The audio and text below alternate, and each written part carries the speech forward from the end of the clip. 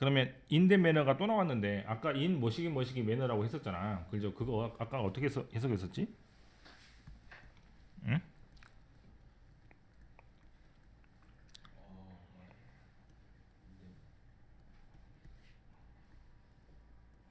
이랬죠? 그죠? 뭐뭐한 방식으로란 뜻이라고. 뭐뭐한 방식으로 등등의 뜻입니다.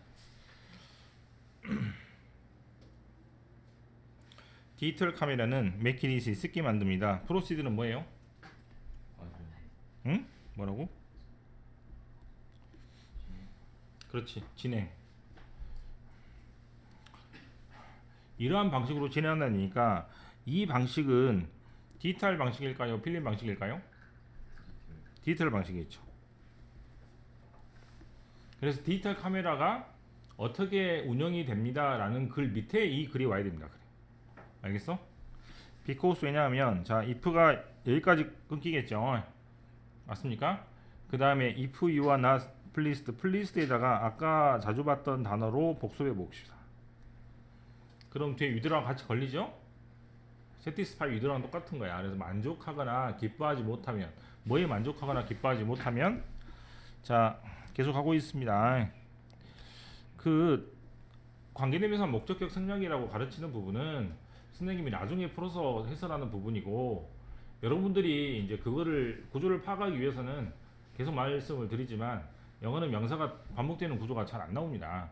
그래서 만약에 명사가 반복되는 구조라면 뒤에 있는 조동사가 앞에 있는 명사를 꾸민다고 생각하시면 되니까 네가 캡처 포착한 이미지가 마음에 들지 않으면 이렇게 해석하시면 돼요. 됐습니까? 컴마로 자르고 you can simply delete 뭐를 하면 돼? 단순히 지워버리기만 하면 됩니다. 라는 문장은 다시 디지털 카메라의 방식을 그대로 갖고 오는 게 인된 매너니까 디지털 카메라가 소개가 되고 나서 그 다음에 와야 되는 그림으로 이번에 디지털 카메라가 어떻게 행동하고 디지털 카메라를 어떻게 본 다음에 이 방식으로 디지털 카메라를 사용을 하는데 뭐는 할 수 없다? 필름으로는 뭘 할 수 없어? 바로 딜리트, 지울 수 없기 때문에 이렇게 연결하시면 되겠습니다. 양쪽으로 연결고리가 있는 글이기 때문에 실은 그렇게 순서를 찾으면 되는데 처음에 내용을 파악하기가 쉽지는 않았던 문제죠. 특히 익스포스라는 단어가 이따가 노출이라는 단어로 계속 이제 나오는데 익스포스라는 단어도 조금 다른 방식으로 해석을 해야 될 것 같습니다. 문제는 풀었고 그래서 살펴보겠습니다. In many ways 다양한 많은 방법으로 디지털 포토그래피 디지털의 사진은 has turned 뭘 바꿔놓았냐면 user approach 뭐 평상시의 접근법이죠. 뭐에 대한 접근법? 사진에 대한 접근법을 머리를 완전히 돌려서 바꿔놓았다는 얘기니까 완전히 바꿔놓았다라고 해석하시면 되겠습니다. 머리 자체를 틀어버렸다 이 말이야. 턴. 뭐 해석할 필요도 없죠. 실은 수고를 외울 필요도 없습니다. 자 다시 used는 무슨 말이고 옛날에 뭐뭐 했는데 지금 뭐뭐 안 한다는 말이죠. 그러니까 이렇게 대조가 됩니다. 그죠? 그러면 이 1번 옆에 있는 글은 옛날 방식이니까 필름 방식을 말하겠죠. 그 다음에 2번 옆에 today부터 시작하는 글은 당연히 디지털 방식의 카메라를 소개하는 글이 될 것 같아요. 그러면 1번 옆에 used to be 옛날에는 뭐 했다? 포토그래퍼 사진 찍는 사람이 look and then shoot 굉장히 오랫동안 보고 그 다음에 사진을 찍었습니다. taking time에 꼭 밑줄을 쳐서 시간을 굉장히 많이 들였어요. 왜냐면 여기의 방식은 똑같아. 밑에도 글지 글잖아. 여기서 보고 찍는 것이나 여기서 보고 찍는 것이나 다를 바가 없어요. 그런데 뭐가 다르다? 여기 있는 시간을 들렸다 안 들렸다가 다르기 때문에 이 부분에 밑줄이 쳐져야 되겠죠. 시간을 굉장히 공들여서 했다는 얘기입니다. 자, 뭐의 시간을 공들여서 했어요? To compose the image, 이미지를 만들고 and look for 뭐를 가장 중요한 relationship, 관계를 찾은 거죠. 이를테면 뭐 소녀가 이런 식으로 있으면 뒤에 뭐 나무가 있다고 치면 여기 씬 안에서 굉장히 두 개의 관계를 이렇게 찾는 겁니다. 가장 이쁘게 보이는 관계를 찾은 거죠. within the scene, 뭐 안에서? 장면 안에서. before 뭐 하기 전에? 트리핑, 슈터. 네, 슈터를 누르기 전에 그럼 되겠죠. even if 그게 뭐일지라도 레피드 파이어는 예, 저도 레피드 파이어 같은 단어는 그 단어 같이 애들하고 외우면서 아는 단어지 레피드 파이어도 저도 잘 몰랐습니다. 그러니까 단어 같은 경우 미리 전문 용어 같은 거는 따서 할 필요가 있으니까 미리 단어를 외우고 하시면 더 좋겠죠.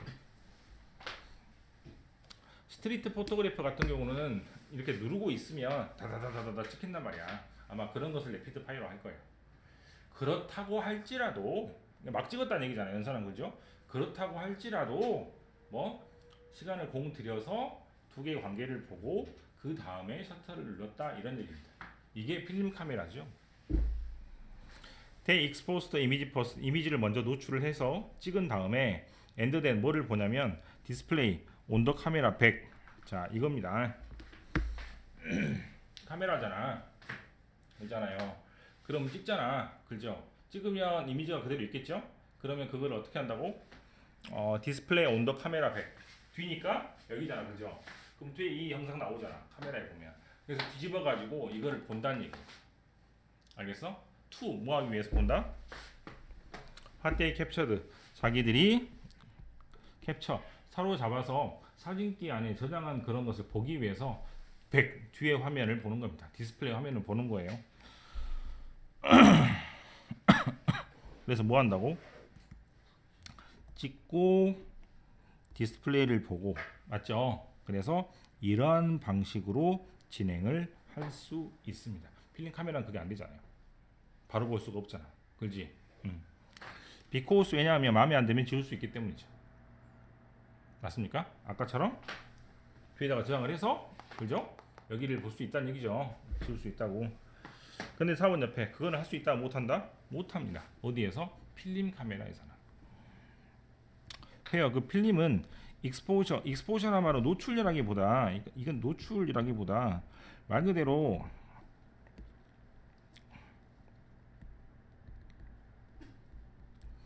이제 찍혀가지고 눈에 보이는 이미지를 말하는 것 같습니다. 그래서 그 이미지는 뭐하고 퍼머넌트는 뭐예요? 영구적이어서 지울 수가 없어요. 엔드 그리고 you have to move on to next frame. 다음 프레임으로 넘어가야 된다는 말은 무슨 말이냐면 잘 봐. 필름이 이렇게 생겼어.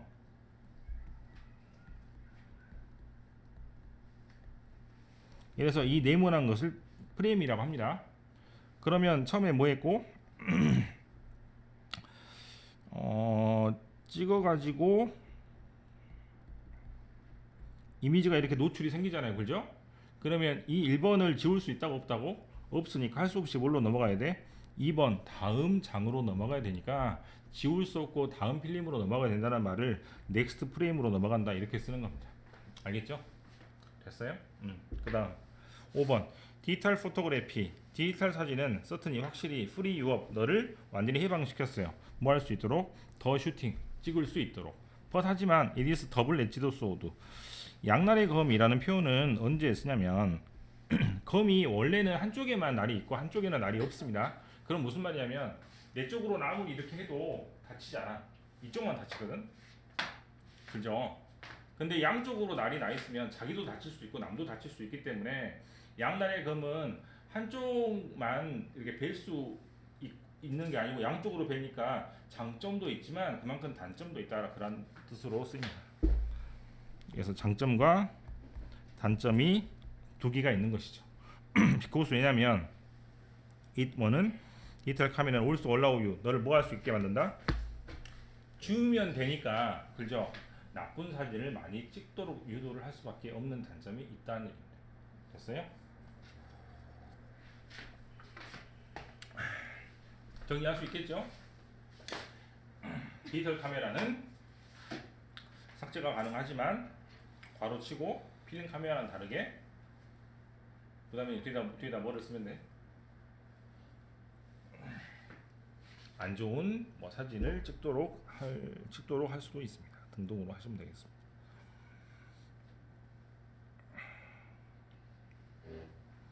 이거 말고 뭐 해야 됩니까?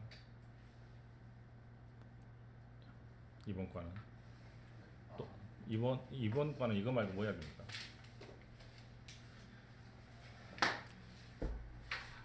없어 이제? 야, 끝난 거야? 4번이요. 아, 4번이요. 4번은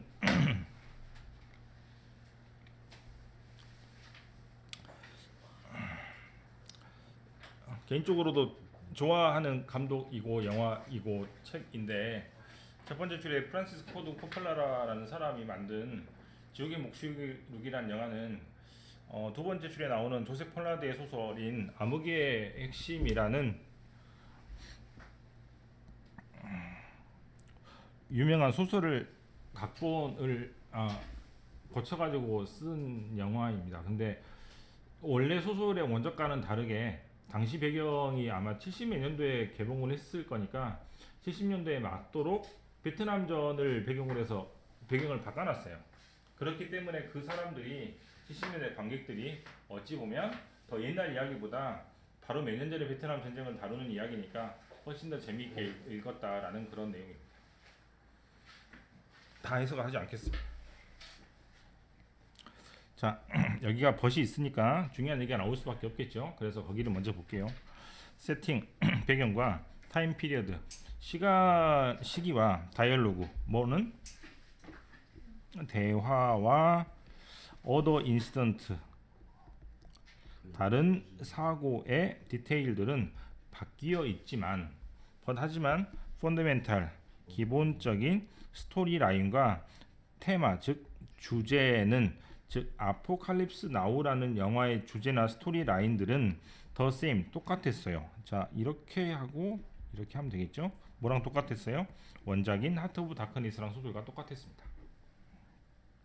됐습니까? 다시 바이 다음에 ing 밑줄을 쳐서, 이것을 모든 선생님들이 바이 ing를 계속 설명하는 이유는 문제 해결 방법이 나오기 때문입니다. 그래서 어떻게 했냐 이 말이야. 어떻게 했냐면 뭐뭐 함으로써 그렇게 했다니까 바이 ing는 해석을 잘 해야 되겠죠. 뭐 함으로써? 기빙, 뭐를 줌으로써? 앞에 퀄리스 나우라는 영화한테 세팅, 어떤 배경을 줬습니까? 데러스 컨템포러리, 제일 중요한 말이죠. 뭐야?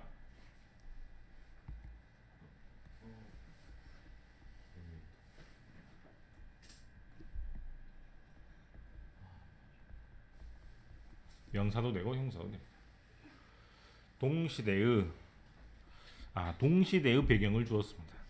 At the time of release. 릴리스란 말은 원래 갇혀 있는 것을 풀어준다는 얘기예요. 그리고 죄수를 석방하다 뜻도 되고, 그 다음에 갇혀 있었던 영화라는 어떤 필름을 창고에서 극장으로 보내준다는 의미이기 때문에 영화는 개봉이라고 합니다.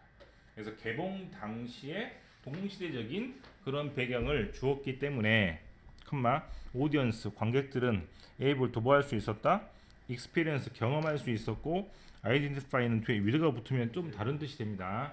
동질감을 느낍니다. 왜냐하면 with란 말이 같이 함께 한다는 뜻이니까. 뭐랑 동질감을 느껴? 테마, 즉 주제와 동질감을 느끼겠죠. 모이설리 훨씬 더 잘 느낄 거예요. 뭐보다? 리터럴은 뭐예요?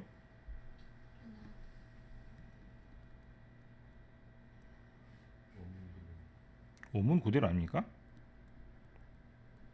문학은 이거 아니야? 네. 이거는 이렇게 한꺼번에 외우면 돼. 문학 작품. 해운사는 명사랑 같이 외우면 좋습니다. 그래서 이렇게 모시면 좋겠죠. 문자 그대로, 즉 글자만 바꿔가지고 각색을 했었던 것보다는 이러면 되겠죠. 그런 것보다는 배경을 바꿔가지고 완전히 고쳐 쓴, 주제만 똑같고 그런 것이 훨씬 더 사람들한테 더 와닿았다 등등으로 이해하시면 되겠습니다. 자, 가장 중요한 말은 두 가지입니다. 뭐하고 뭐? 각색 하고 컨템포러리, 이거죠. 동시대하고 똑같은 배경을 가지고 소설을 영화로 각색을 했더니 호응을 많이 이끌어내었다 등등으로 해석하시면 되겠습니다.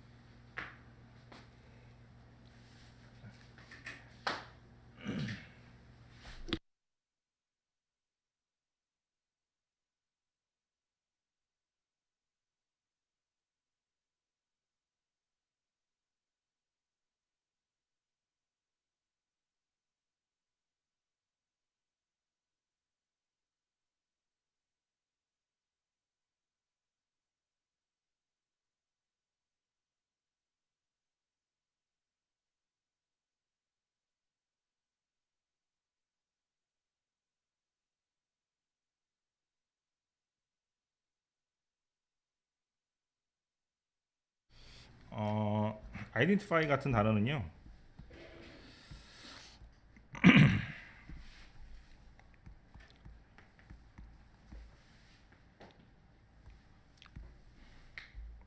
형식에 따라서 조금만 해석을 달리하시면 될 것 같은데. 아유, 어디 있어? 이렇게 끝이 이렇게 나오면 A의 정체를 밝히다죠.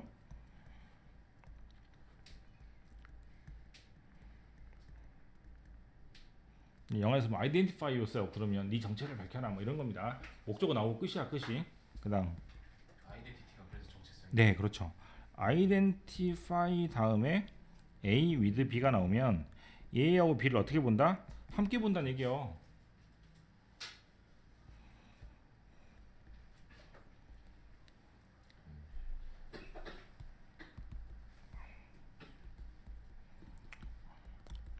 우리 측에서 이렇게 나오기도 했죠. 그러면 이렇게 하면 되겠네요, 그죠? 이렇게.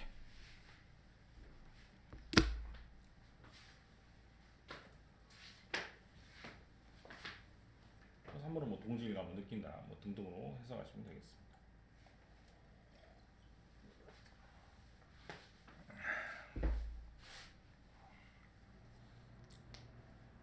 A하고 B를 같이 본다는 동사는 어떤 것들이 저번에 있었냐면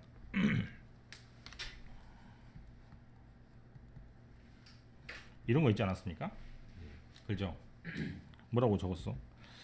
Look upon ASB, regard ASB, view ASB, think of ASB 등등으로 해서 A하고 B가 무조건 똑같다라고 해석하면 돼. 얘 오늘은 하나 더 배웠죠? 뭘 배웠어? 이걸 배웠죠? 그죠? 그럼 똑같네요.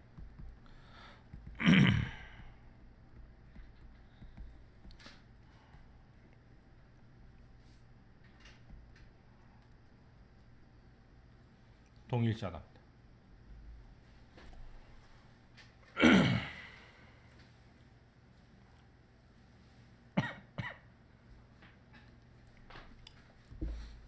A하고 B를 함께 본다고, 같이 본다고, A하고 B를 뭐뭐처럼 본다고.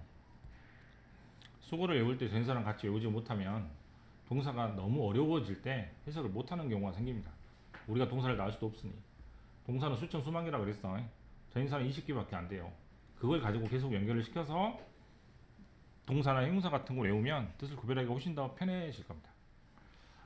또 질문 있습니까?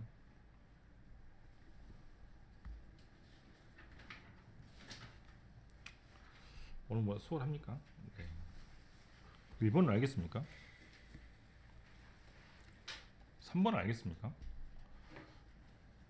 3번은 좀 머리 아프죠? 되게 머리 아픈데. 꺼내주세요. 네, 3번은 이제 하면 같이 머리 아프니까 말로만 제가 설명할게요.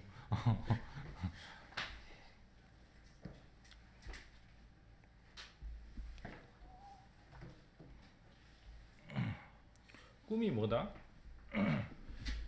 현실과 관련이 있기도 하고 없기도 합니다. 막 왔다 갔다 거립니다. 그럼 밑에서 뭐를 말하기 위해서 그러는 거야?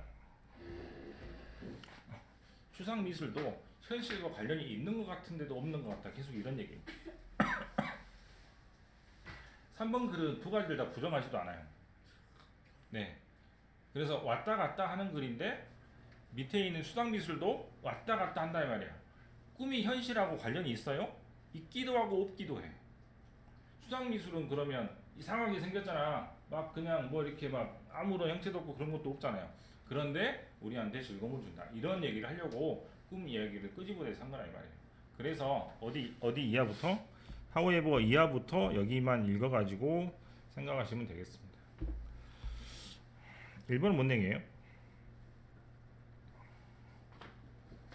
1번의 첫 번째 줄 피스는 뭔 말이야? 항상 내가 말하거든 이거 질문할 때마다 피아노 쳐본 사람 있어요? 피아노 악보 피스라고 하잖아요. 아 압니까? 네 피스 네 그래서 한 곡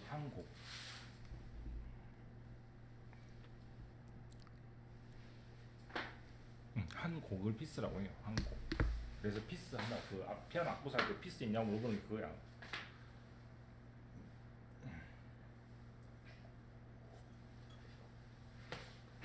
그럼 노래의 장르를 이렇게 말하거든요. 지금 어떻게 말해? 아이덴티티라고 말하는 게 노래의 장르야. 알겠어? 그럼 노래의 장르를 어떻게 구별한다는 얘기예요. 응? 여기 있는 것처럼 작곡된 악보만 가지고 구별할 수 있다 없다? 없는 거죠. 그럼 뭘 보고 구별할 수 있습니까?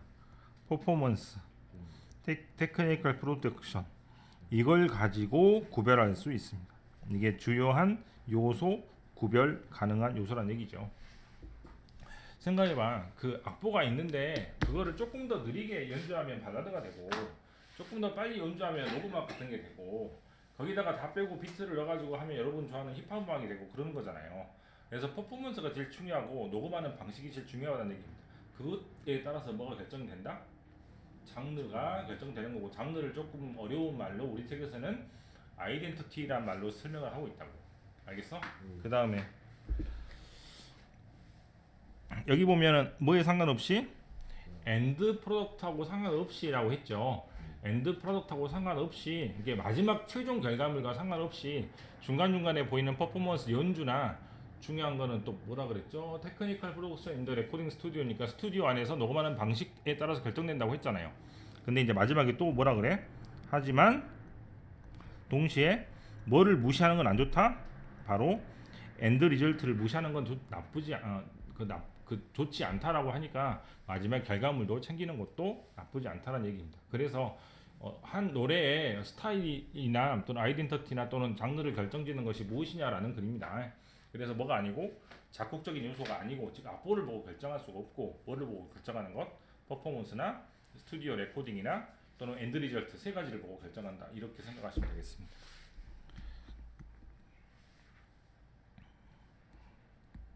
이렇게 되죠.